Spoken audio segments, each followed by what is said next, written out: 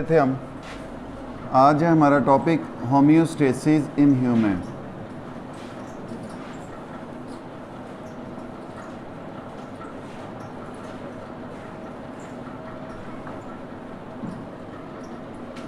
Homeostasis in human बेटे, हमने कहा कि हमारे जो गैसेस हैं उनकी मिकदार एक ख़ास हद तक रखी जाती है। हमारा जिस्म का टेम्परेचर जो है वो एक ख़ास हद तक बरकरार रखा जाता है।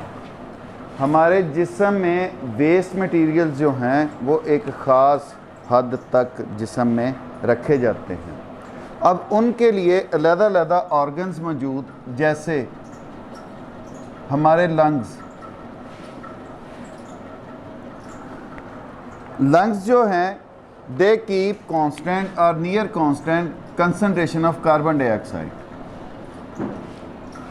इनका काम क्या बेटे? कार्बन डाइऑक्साइड की मिकदार को हमारे जिस्म में कांस्टेंट या नियर कांस्टेंट रखना।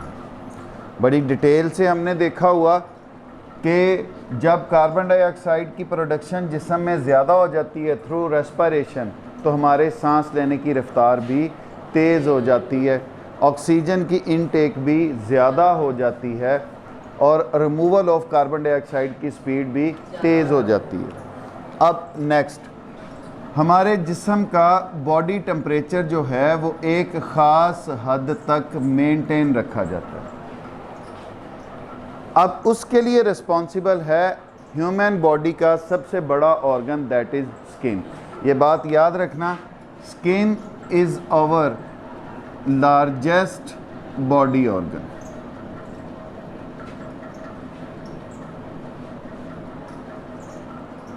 अब अगर बेटे स्किन को देखा जाए, it acts as protective covering over bodies. ये हमारी बॉडीज़ के ऊपर एक हिफाजती तह के तौर पर काम करती है। ये दो तहों पर मुश्तमिल है।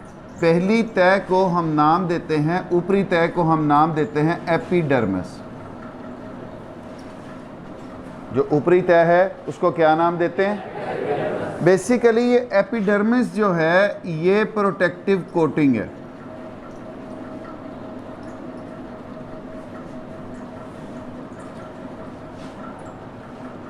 ये अंदर वाली ऑर्गन्स और स्किन की अंदर वाली लेयर को बैरूनी हालात से, बैरूनी टेम्परेचर से बचाती है। अब ये जो एपिडर्मिस होती है, it doesn't contain blood vessels. इसमें ब्लड वेसल्स मौजूद नहीं होती।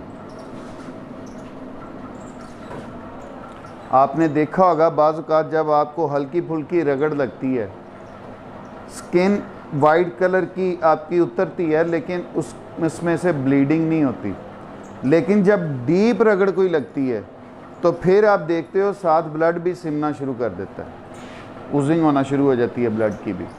तो वो नेक्स्ट लेयर है dermis. Sensory nerve ending, sweat and oil gland, hair and fat cells are present. लेकिन वो डर्मिस के अंदर जो इनर लेयर है उसको हम कहते हैं डर्मिस। इस डर्मिस में ब्लड वेसल्स भी मौजूद हैं, नर्व एंडिंग्स भी मौजूद हैं,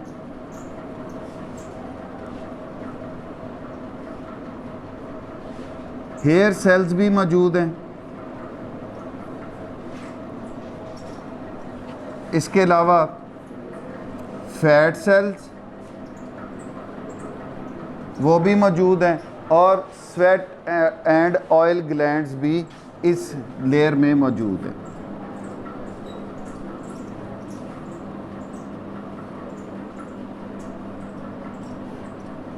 डर्मिस बेटे उससे मोटी होती है एपिडर्मिस से। ब्लड वेसल्स भी इसके अंदर मौजूद होती हैं, नर्व एंडिंग्स भी मौजूद हैं, हेयर सेल्स भी मौजूद हैं, फैट सेल्स भी मौजूद हैं, ऑयल एंड स्वेट ग्लैंड्स जो हैं वो भी इसमें मौजूद हैं। अब स्किन जो है, it plays its role in regulation of temperature of our body.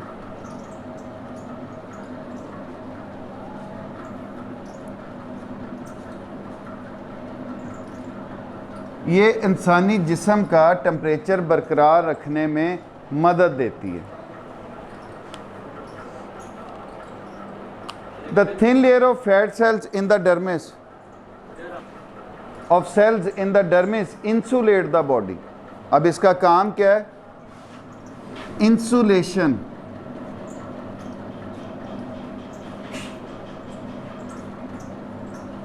Insulate करते कौन है? फैट सेल्स करते हैं।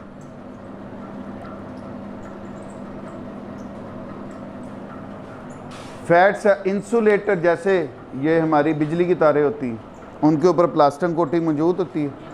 अंदर कापर की वायर है, सिल्वर की है, लोहे की है, लेकिन उसके ऊपर प्लास्टिक की कोटिंग मौजूद होती है। अब वो जो प्लास्टिक की कोटिंग है वो इंसुलेटर है, वो अंदर के करंट को बाहर नहीं आने देता, इसीलिए हम शॉर्टेज से बचते हैं। कहीं से वो ब्रेक होती है, हाथ लग जाए, खुदा ना खासा करंट लगता है। अच्छा जी, contraction of small muscles attach to the hair form goose bumps, रोंगटे खड़े हो जाना।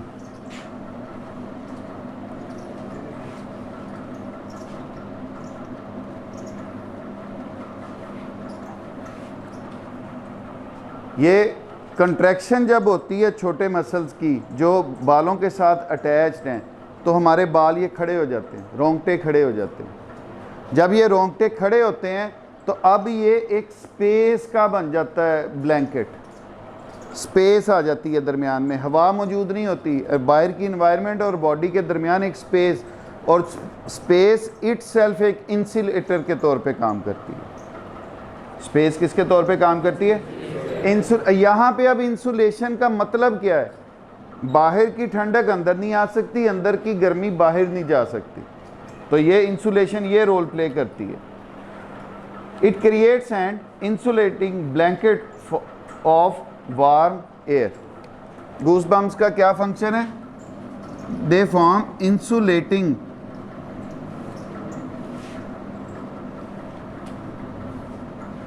Blanket of warm air.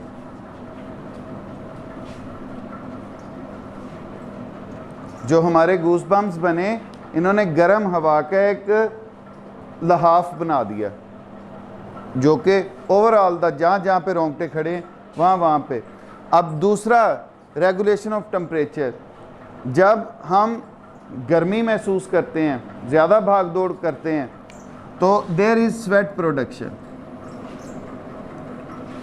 अब ये पसीना जो आया, ये पसीना जो है जब हमारी बॉडी पे एवेपोरेट होता है हमारी बॉडी से, इट लीव्स कूलिंग इफेक्ट। इससे क्या होगा? कूलिंग इफेक्ट पैदा होगा, और ये जो कूलिंग इफेक्ट है, it helps in lowering body temperature. ये किस में मदद देता है बेटे? बॉडी टेम्परेचर को कम करने में मदद देता है। सर्दियों में हमें अमूमन पसीना नहीं आता जब तक हम कोई हार्ड काम नहीं करते, लेकिन गर्मियों में चूँकि बाहर का टेम्परेचर ऑलरेडी बहुत ज़्यादा होता है, थोड़ी सी मेहनत या थोड़ा सा आप पंखे से हटते हैं तो पसीना ज़्यादा आता है। अब उसका मतलब क्या होता है कि हमारी बॉडी टेम्परेचर को बाहर के टेम्परेचर की निस्बत नीचे रखना है। 37 है हमारा, बाहर 50 डिग्री हुआ होता है, तो अब कम करने के लिए पसीना कूलिंग इफेक्ट छोड़ता है, जिससे हमारी स्किन का टेम्परेचर जो है वो लोअर हो जाता है। Homeostasis in human lungs, they maintain amount of carbon dioxide in our body. एक ख़ास हद तक रखते हैं, उससे ज़्यादा अगर होगी तो जो हमारे लंग्स हैं वो सांस लेने की रफ्तार बढ़ा देंगे, जिससे क्या होगा? कार्बन डाइऑक्साइड जिस्म में एक ख़ास लेवल पर सेट हो जाएगी। Other organ is skin. Skin हमारी बॉडी का सबसे बड़ा ऑर्गन है, 2 तहों पर मुश्तमिल है, epidermis and dermis. Epidermis protective coating के तौर पे काम करती है और इनमें ब्लड वेसल्स मौजूद है। डर्मिस सेकंड लेयर है, ब्लड वेसल्स होती हैं, नर्व एंडिंग्स मौजूद होती हैं, हेयर सेल्स मौजूद होते हैं, फैट सेल्स मौजूद हैं, ऑयल एंड स्वेट ग्लैंड्स जो हैं वो इसमें मौजूद हैं। स्किन का function in regulation of temperature, ये हमारा बॉडी का टेम्परेचर रेगुलेट करते हैं। हमारी स्किन में फैट सेल्स मौजूद, ये फैट सेल्स जो हैं ये हमारी बॉडी में इंसुलेटर के तौर पर काम करते हैं। जब छोटे मसल्स की कॉन्ट्रैक्शन होती है हेयर सेल्स के साथ जो अटैच होते हैं तो हमारे वो बाल खड़े हो जाते हैं, गूज बम्प्स बनते हैं। गूज बम्प्स किसके तौर पर काम करते हैं? एक insulating blanket of warm air, गर्म हवा का एक इंसुलेशन वाला ब्लैंकेट बन जाता है।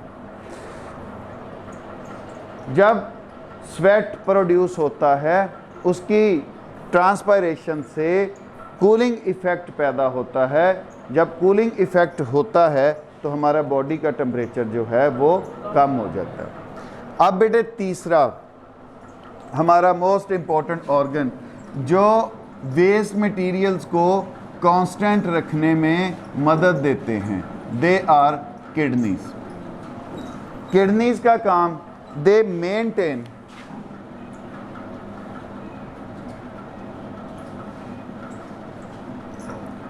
salts, water and waste up to constant level in our body। जो साल्ट्स को, पानी को और वेस्ट मटेरियल को हमारे जिस्म में एक ख़ास हद तक रखते हैं। अब बेटे अल्लाह ताला ने इस काम के लिए एक पूरे का पूरा सिस्टम, किडनीज एक फ़िल्टर के तौर पे काम करते हैं। अब बॉडी से बाहर पैसेज तक, एक्सक्रीट आउट करने तक मुख्तलिफ़ तरह की स्ट्रक्चर्स मौजूद हैं। अब वो सारी स्ट्रक्चर्स मिल के बनाती हैं urinary system of human.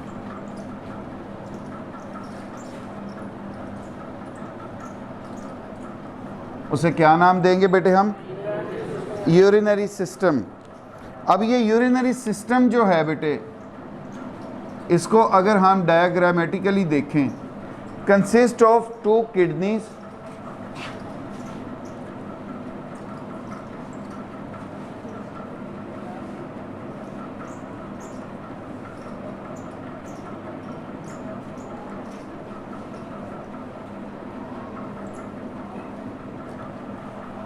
Consist of 2 kidneys. Her kidney से बेटे एक एक नाली, एक एक ट्यूब जो है वो निकलती है, जिसको हम नाम देते हैं यूरेटर। क्या नाम देते हैं? ये दोनों यूरेटर दोनों किडनी से आके ऊपर होते हैं यूरिनरी ब्लैडर। किसके अंदर? Urinary bladder. और यूरिनरी ब्लैडर जो है वो आगे आके ओपन होता है यूरिथ्रा में। अब इन ऑर्गन्स पर मुश्तमिल हमारा पूरे का पूरा यूरिनरी सिस्टम होता है, जिसमें बेटे a pair of kidneys, kidneys की तादाद कितनी? 2। A pair of ureters, ureter की तादाद कितनी? A single urinary bladder and a single urethra. अब यूरिथ्रा बाहर ओपन हो जाता है, इसके ज़रिए यूरिन जो है जिस्म से बाहर खारिज कर दिया जाता है। इनका काम फिल्ट्रेशन, इनका काम पैसेज, यूरिनरी ब्लैडर का काम टेम्परेरी स्टोरेज, और जब एक ख़ास लेवल तक इसमें यूरिन आ जाता है, ख़ास वॉल्यूम आ जाता है, तो हमें सेंसेशन ऑफ यूरिनेशन पैदा होती है, यूरिथ्रा के ज़रिए जिस्म से बाहर खारिज कर